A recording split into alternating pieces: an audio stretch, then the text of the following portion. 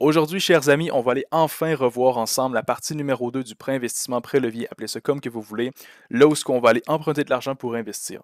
Donc, on va aller voir pourquoi c'est un outil surpuissant pour vos objectifs sur le long terme, peut-être même la retraite, et on va aller voir différents aspects fiscaux que vous pouvez tourner à votre avantage pour rendre ça encore plus rentable pour vous. Maintenant, avant d'entrer dans tout ça et de vous présenter la beauté de la chose, je fais un gros disclaimer. Ce produit-là, de un, n'est pas pour tout le monde et de deux, comporte de grands risques. Donc, après avoir écouté cette vidéo-là, allez pas le reproduire par vous-même de votre côté dans votre salon. Non, allez voir un expert ou du moins si vous n'êtes pas déjà un expert, entourez-vous de gens qui travaillent dans le domaine, qui savent qu'est-ce qu'ils font et qui connaissent le produit avant de passer à l'action. C'est très facile de se planter et de tomber dans un scénario d'horreur. Donc, s'il vous plaît, après avoir écouté ça, n'allez pas le reproduire, OK? Passez par des experts avant toute chose ou contactez-nous, il y a un lien dans la description. Je fais un petit peu de placement de produits. Donc, on a fini avec ça, on va aller voir tout de suite le fichier Excel que vous avez devant vous, c'est ce qu'on va étudier ensemble aujourd'hui. Donc, qu'est-ce qu'on demande? C'est un prêt levier à 100%. Qu'est-ce que ça veut dire en français? Ça veut dire que je vais emprunter 100% de l'argent qui va être investi. Je ne mets rien de ma poche, j'emprunte l'argent, je l'investis, je la laisse aller. Pourquoi est-ce que je fais ça? Eh bien, parce que je veux simplement maximiser l'argent qui va être à l'intérieur. Si je peux investir l'autre argent ailleurs par moi-même ou même dans le compte, je vais le faire, mais dans notre cas, je veux maximiser mon potentiel sur le long terme. En plus de ça, je ne vais jamais rembourser le capital, sauf au jour de la fin où je vais décaisser mon placement. Pourquoi? Parce que je veux strictement rembourser les intérêts. Parce que dans notre situation, les intérêts vont être déductibles d'impôts et on va pouvoir sauver de l'impôt à la fin de l'année avec tout ça. Donc, je veux vraiment maximiser mon cash flow le plus possible, fiscalement parlant, pour sauver de l'impôt ou maximiser mon cash flow pour d'autres projets, tout simplement. Donc, je rembourse simplement les intérêts. Dans notre cas, notre client a un revenu net de un revenu brut, excusez-moi, de 65 000 par année et il va emprunter 50 000 dans notre scénario. Donc, qu'est-ce qu'il doit faire pour se qualifier à ça? Parce que naturellement, ce n'est pas tout le monde qui peut emprunter 50 000 sur le coin d'une table comme ça. Il doit premièrement être capable de le rembourser mensuellement, les intérêts à rembourser, et ensuite, il doit avoir un avoir net supérieur ou égal à 50 000. Donc, prenez vos actifs, enlevez vos passifs, donc une soustraction normale, et vous allez avoir votre avoir net. Il doit être au moins égal ou supérieur au montant que vous empruntez, c'est au minimum. Et naturellement, il faut avoir un beau dossier de crédit. Ensuite, le taux d'intérêt va être dicté par deux facteurs. Le premier qui est le taux préférentiel de la Banque centrale canadienne et deuxièmement, le taux la prime en réalité que vous allez payer au prêteur. Donc, dans diverses années, ça va changer, ce n'est jamais stable, ça bouge toujours. Et ensuite, pour la bourse, j'ai tout investi pour le scénario du jour dans le S&P 500. Ce n'est pas quelque chose que je pourrais nécessairement recommander, tout dépend des cas, mais c'est facile à suivre pour les 30 dernières années. Ça me donne une bonne idée de la bourse. Donc, on va aller voir qu'est-ce qui se passe. La première année, en 1989, je prends des chiffres réels pour vous donner une réelle situation. Et en passant, essayez de vous mettre dans la peau du personnage. Pourquoi? Je vais vous faire sentir vraiment toutes les émotions derrière tout ça parce que ça peut être des montagnes russes. Donc, ça peut vous donner une bonne idée de est-ce que c'est fait pour vous ou non, tout simplement. Donc, on investit 50 000 en 89. Notre rendement cette année-là est fantastique, 31,69 et on termine l'année à 65 000 dans notre compte. Le taux préférentiel à ce moment-là était ridiculement élevé. Vous pourrez demander aux gens qui avaient des maisons dans ces années-là. Était à 12,25 plus la prime qu'on paye à 1,5 pour un taux d'intérêt total de 13,75 Donc, au total, cette année-là, on a payé 6 875 en intérêt, ce qui est assez énorme. Et par mois, ça nous fait un gros 572 qu'on devait payer en intérêt seulement. Donc, c'était assez massif dans ces années-là. On arrive en 90, on a un petit peu de rendement négatif, ça diminue un petit peu. Le taux d'intérêt a même monté, on paye encore plus d'intérêt, mais vous remarquerez qu'on sauve de l'impôt à la fin de l'année en fonction des intérêts qu'on a payés. Donc là, le petit train va loin, on ne verra pas chaque année une par une, mais je vous amène à des moments critiques. J'arrive en 1999. Mon solde de placement est rendu à 350 000. Mon prêt est toujours de 50 000. Je le rappelle, je fais simplement payer les intérêts. Donc j'ai 350 000 dans mon compte de placement, 50 000 sur mon prêt. À ce moment-là, si je veux, en fait, à tout moment, je peux prendre le placement, rembourser mon prêt et partir avec le reste, tout simplement. Mais dans notre cas, on a un projet sur le long terme et aussi avant qu'on aille plus loin. Ce genre de concept-là, avant de les signer avec mes clients, je m'assure qu'on a des objectifs sur 20-30 ans minimum. Pourquoi? Parce que c'est quelque chose qui est très rentable, mais juste sur le long terme, et on limite les risques sur le long terme. Parce que qu'est-ce qui arrive, c'est que si la première année, j'emprunte 50 000 et que j'ai 5 ans de rendement négatif, bien là, ça fait assez mal parce que mon prêt est supérieur à mon investissement, donc c'est problématique. Donc, essayez de toujours avoir du long terme et aussi rester loin des gens qui vont vous les vendre pour augmenter votre revenu annuel. J'ai vu ça plusieurs fois.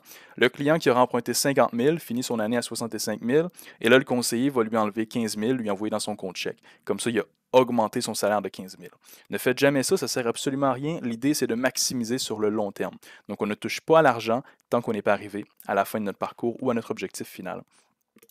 Donc en 99, on le sait tous, qu'est-ce qui s'est passé? C'était la bulle technologique et pendant plusieurs années, ça a diminué. Donc de 1999 à 2002, notre solde est passé de 350 000 à 218 000. C'était des années assez stressantes, assez chiantes à la bourse, excusez mon langage, mais c'est la réalité. Ensuite, les choses commencent à bien aller, ça remonte, ça remonte. On arrive en 2007 à la crise de, vous le savez, aux US, la bulle immobilière. Et en moins d'un an, mon solde est passé de 393 000 à 263 000. Une grande chute de 130 000, ça fait mal au portefeuille, il faut avoir les reins solides. Donc là, posez-vous la question. Est-ce que vous auriez été capable de voir votre portefeuille bouger autant que ça? Oui, c'est sûr qu'on aurait pu modifier le portefeuille en cours de route, mais tout de même, c'était des crises généralisées. Donc, est-ce que vous auriez été à l'aise à voir ça dans votre portefeuille? Est-ce que vous auriez été capable de garder en tête que votre objectif final, c'est 2019? C'est la fin de votre objectif, c'est là qu'on va décaisser. Si oui, continuez, sinon, c'est peut-être pas fait pour vous pour l'instant. Donc là, les choses vont bien de 2008 à 2019 et on est rendu à 1 180 000 au compte. C'est assez énorme. Maintenant, je rappelle une fois l'importance du long terme. C'est dans les dernières années qu'on fait le plus de profit. Donc, faites 10 de rendement sur 50 000, c'est le fun. Mais faites 10 de rendement sur 900 000, c'est encore plus le fun. Vous voyez un peu l'idée, plus qu'on a de temps devant nous, plus ça peut être rentable. Donc, la moyenne de rendement qu'on aura eu est de 11,21% entre 89 et 2019, excusez-moi. Donc, c'est un rendement qui était assez intéressant, on ne se mentira pas, au S&P 500 dans ces 30 dernières années-là. Donc là, on arrive au moment où on décaisse. Je rembourse mon 50 000, il me reste 1 130 000 à mon compte. J'ai payé au total pendant 30 ans 109 450 $, je vais mettre la calculatrice ici, en intérêt. Mais au total, j'ai sauvé 43 780 en impôts.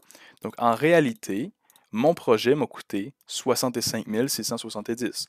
Et si je le normalise pour voir ce que ça m'aurait coûté mensuellement, en moyenne généralement, je divise par 30, je divise par 12, ça m'aurait coûté en moyenne, impôts sauvés inclus, 182 $ par mois, ce qui est assez abordable.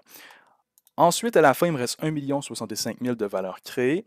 Vu que j'ai investi dans un compte de placement non enregistré, je paye 282 000 en impôts et il me reste, dans mes poches, à la fin de la journée, 782 000 559 et 16 sous.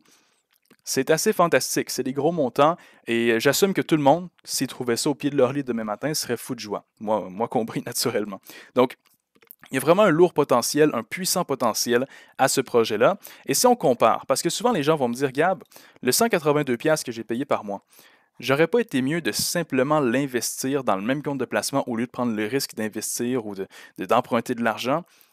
Oui et non. Si c'est trop stressant pour vous, ne faites jamais un préinvestissement. Si vous avez les reins pas trop assez solides, que votre situation financière est assez précaire, touchez pas à ça avec une perche de 10 pieds, c'est trop risqué. Mais si vous pouvez vous le permettre et que vous avez l'envie et le profil de le faire, je vous montre la différence. Si j'avais pris le même 182 $ par mois, là on le voit un petit peu dans les calculs ici, et que j'avais laissé l'argent travailler sans prendre de prêt, bien naturellement, je n'aurais pas payé d'intérêt, mais je n'aurais pas sauvé d'impôts. Et à la fin de l'exercice, j'aurais 430 000 et après impôts payés, j'aurais un 323 000 de valeur finale. Donc là, j'ai 782 000 versus 323 000 pour le même investissement mensuel, grossièrement 182, les mêmes années boursières, mais vu que j'ai rien mis à mon avantage et que je n'ai pas utilisé le préinvestissement, j'ai un plus petit montant. Est-ce que c'est mauvais? Est-ce que c'est une mauvaise chose d'avoir 323 000? Pas du tout. C'est mieux que rien. On va se le dire, c'est quand même un très beau montant. Mais si on peut se le permettre, un préinvestissement peut nous permettre d'aller accélérer les choses et d'aller chercher un petit peu plus sur le long terme. J'espère que ceci vous aura donné des idées ou des perspectives supplémentaires sur qu'est-ce qui peut être fait. Le monde financier est très, très vaste, chers amis. On peut aller chercher beaucoup de choses, on peut optimiser chaque petite chose de notre dossier.